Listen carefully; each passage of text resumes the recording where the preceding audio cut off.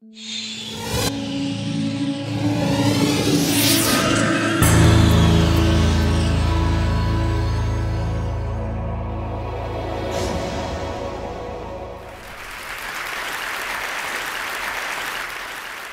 Gore spoke at the TED conference I spoke at 4 years ago and talked about the climate crisis, and I referenced that at the end of my last talk. So I want to pick up from there, because I only had 18 minutes, frankly. And so as I was saying,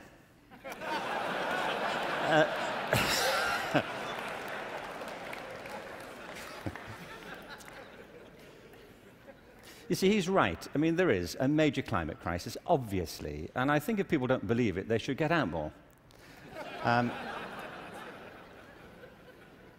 But I believe there's a second climate crisis, which is as severe, which has the same origins, and that we have to deal with the same urgency.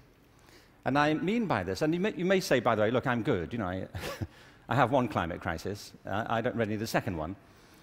But this is a crisis of not natural resources, though I believe that's true, but a crisis of human resources. I believe fundamentally, as many speakers have said during the past few days, that we make very poor use of our talents. Very many people go through their whole lives having no real sense of what their talents may be, or if they have any to speak of. I meet all kinds of people who don't think they're really good at anything. Actually, I kind of divide the world into two groups now. Jeremy Bentham, the great utilitarian philosopher, once spiked this argument. You know, he said there are two types of people in this world: those who divide the world into two types, and those who do not. Well, well, I do. And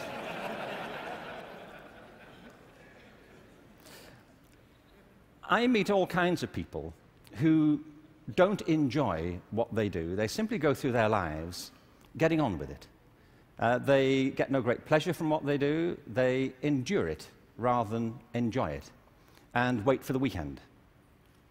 But I also meet people who love what they do and couldn't imagine doing anything else. If you said to them, don't do this anymore, they'd wonder what you were talking about. Because it isn't what they do, it's who they are.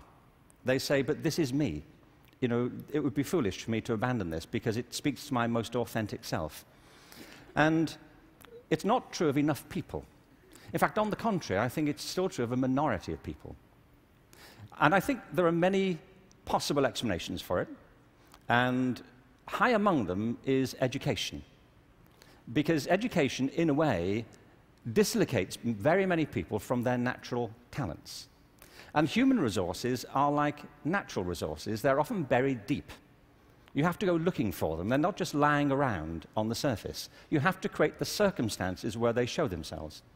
And you might imagine education would be the way that happens, but too often it's not. Every education system in the world is being reformed at the moment, and it's not enough. Reform is no use anymore, because that's simply improving a broken model. What we need, and the word's been used many times during the course of the past few days, is not evolution, but a revolution in education. This has to be transformed into something else.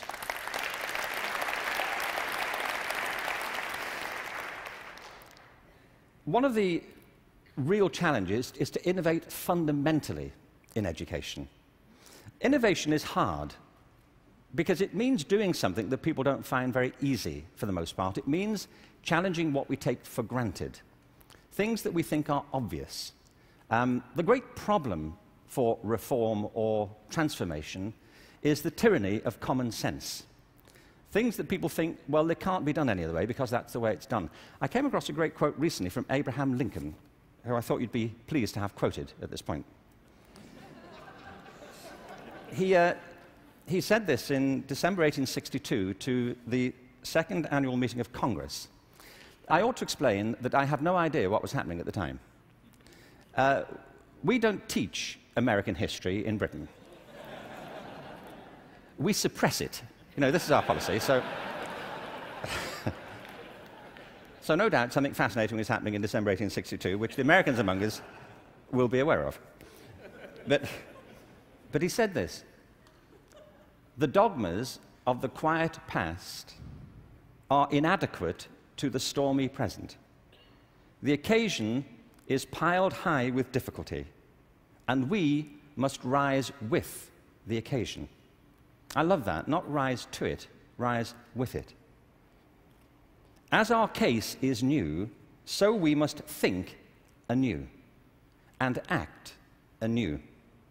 We must disenthrall ourselves, and then we shall save our country. I love that word, disenthrall.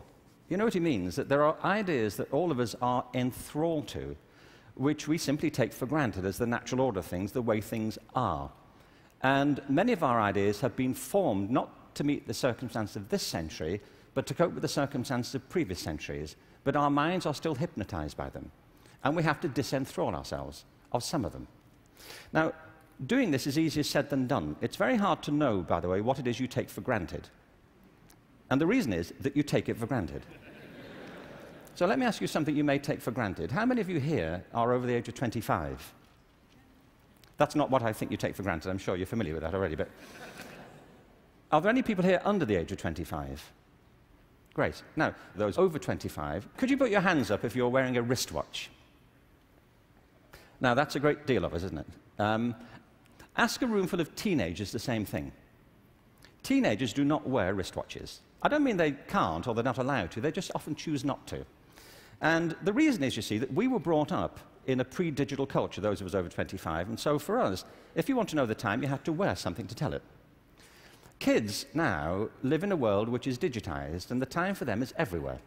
They see no reason to do this. And by the way, you don't need to do it either. It's just that you've always done it, and you carry on doing it. My daughter never wears a watch. My daughter Kate, who's 20, she doesn't see the point. You know, as she says, you know, like, it's a single-function device. You know, like how lame is that? You know, and I say, no, it tells the date as well. You know, it has multiple functions. But you see, there are things we're enthralled to in education. Let me give you a couple of examples. One of them is the idea of linearity. That it starts here, and you go through a track, and if you do everything right, you will end up set for the rest of your life. Everybody who's spoken at TED has told us implicitly or sometimes explicitly a different story. That life is not linear, it's organic. We create our lives symbiotically as we explore our talents in relation to the circumstances they help to create for us. But you know, we have become obsessed with this linear narrative. And probably the pinnacle for education is getting you to college. I think we are obsessed with getting people to college.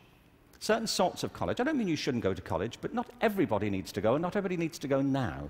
Maybe they go later, not right away. I was up in San Francisco a while ago doing a book signing. There was this guy buying a book. He was in his 30s, and I said, "What do you do?" And he said, "I'm a fireman." And I said, "How long have you been a fireman?" He said, "Always. I've always been a fireman." And I said, "Well, when did you decide?" He said, "As a kid." He said, "Actually, it was a problem for me at school, because at school, everybody wanted to be a fireman." He said, "But I wanted to be a fireman." You know, and he said, "When I got to the senior year of school, my teachers didn't take it seriously. This one teacher didn't take it seriously." He said, "I was throwing my life away if that's all I chose to do with it. That I should go to college, I should become a professional person, I had great potential, and I was wasting my talent to do that." And he said it was humiliating, because he said it in front of the whole class, and I really felt dreadful. But it's what I wanted. And as soon as I left school, I applied to the fire service, and I was accepted. And he said, "You know, I was thinking about that guy recently, just a few minutes ago when you were speaking about this teacher." He said, "Because 6 months ago, I saved his life." He said he was in a car wreck, and I pulled him out, gave him CPR, and I saved his wife's life as well. He said, "I think he thinks better of me now."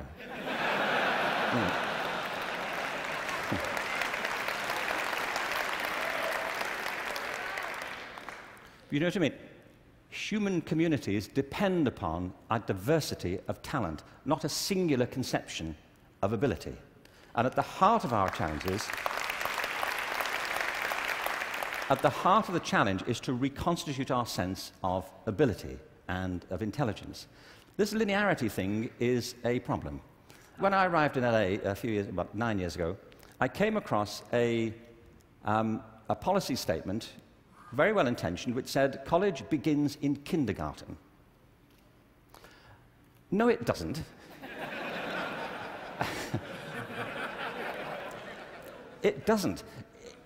If we had time, I could go into this, but we don't. Kindergarten begins in kindergarten. A friend of mine once said, you know, a 3-year-old is not half a 6-year-old.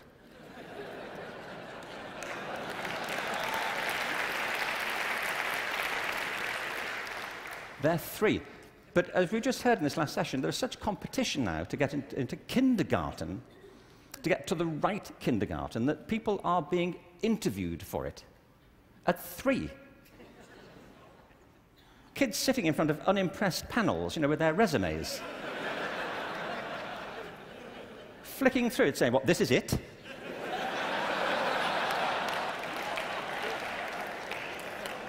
You've been around for 36 months and this is it. You know,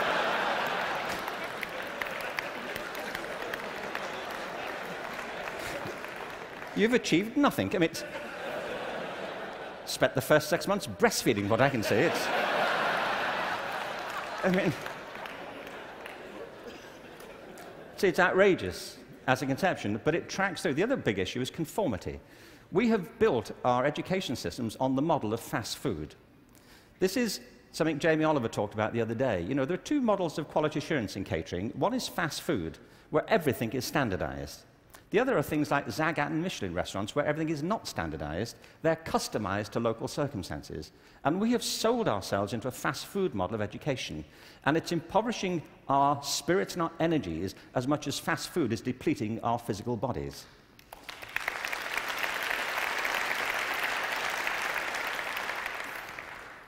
I think we have to recognize a couple of things here. One is that human talent is tremendously diverse. People have very different aptitudes. I worked out recently that I was given a guitar as a kid at about the same time that Eric Clapton got his first guitar.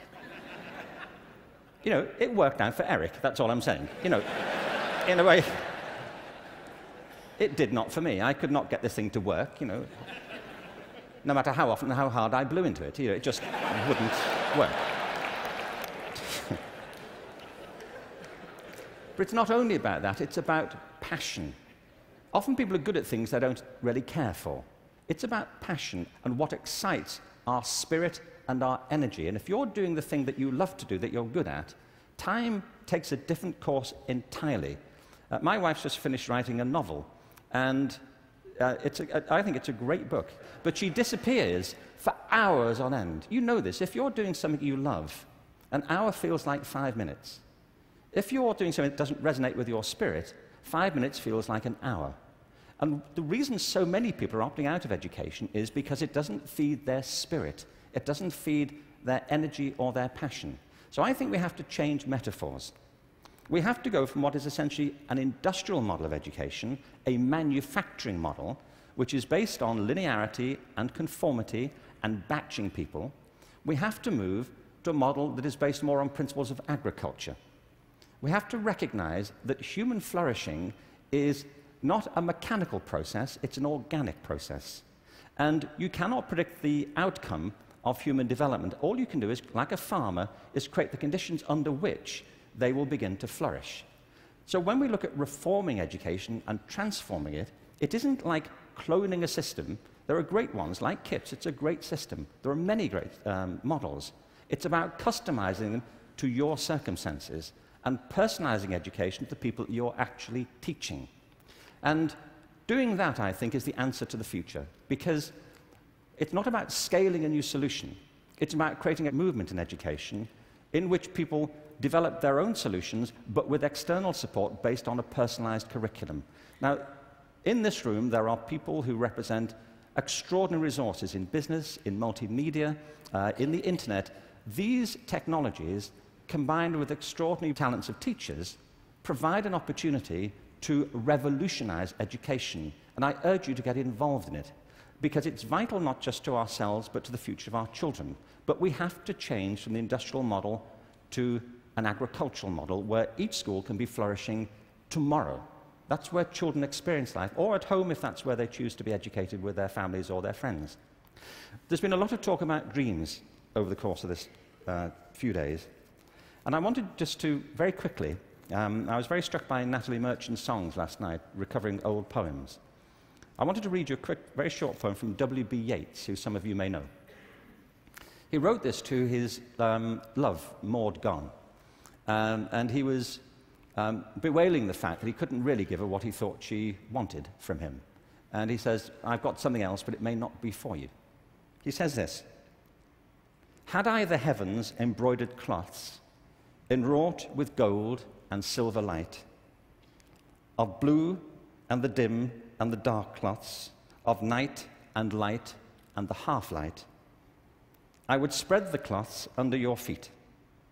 But I, being poor, have only my dreams. I have spread my dreams under your feet. Tread softly, because you tread on my dreams. And every day, everywhere, our children spread their dreams beneath our feet. And we should tread softly." Thank you. Thank you very much. Thank you very much.